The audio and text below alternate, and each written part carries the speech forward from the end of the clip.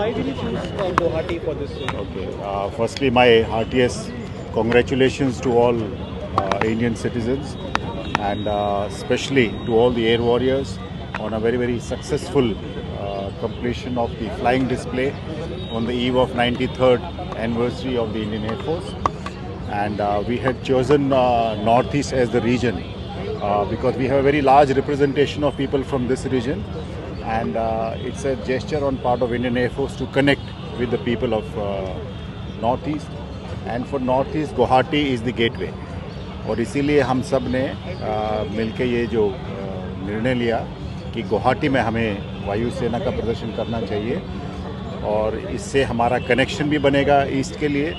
और हम चाहते हैं कि ज़्यादा से ज़्यादा बच्चे, लड़के लड़कियां, कॉलेज स्टूडेंट्स भारतीय वायुसेना में सम्मिलित हों और हमारी जो बहुत ही बढ़िया सर्विस है उसका भाग बने।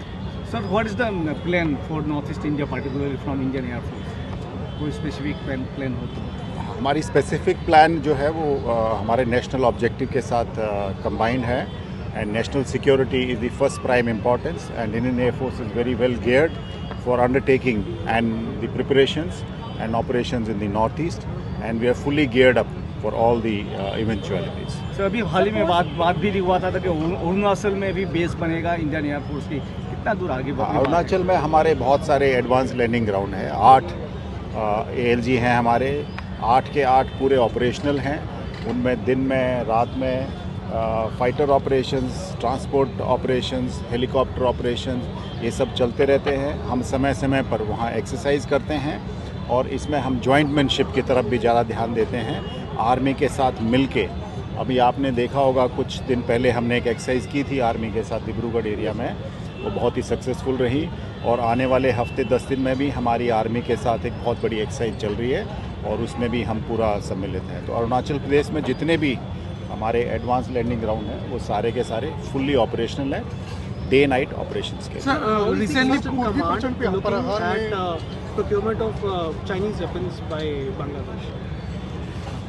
इस पे अभी बहुत ज़्यादा इंफॉर्मेशन अवेलेबल नहीं है, लेकिन जैसे भी भविष्य में जो होगा उसमें हम पूरी प्रिपरेशन के साथ तैयार हैं।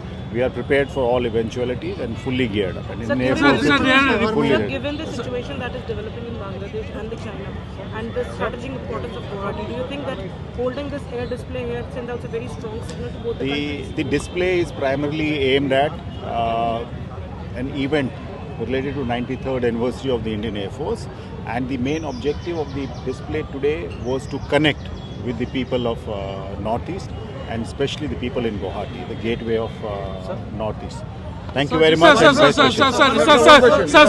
last question, sir.